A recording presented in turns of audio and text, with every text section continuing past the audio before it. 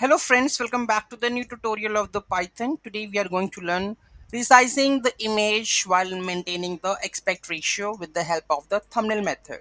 Those who haven't subscribed my channel yet, please do subscribe my channel, and if you like the video, please do like, share and comment on my video. Let's get started. In the last video we have done resize an image, right? So now I'm going to done with maintaining the aspect ratio. So here we have to add the path. So this is the file path resized retrieve collections. Okay, define the maximum height and width. Resize the image while maintaining the aspect ratio with dot thumbnail method.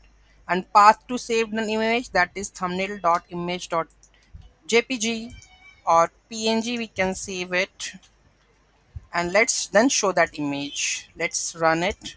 Python this 3, and here you can see that it maintains the aspect ratio, and this is not cropped or something like stretched or something, and it's, you can see that ratio, aspect ratio, is pulled over here, right? So there is no change. Let's have a look.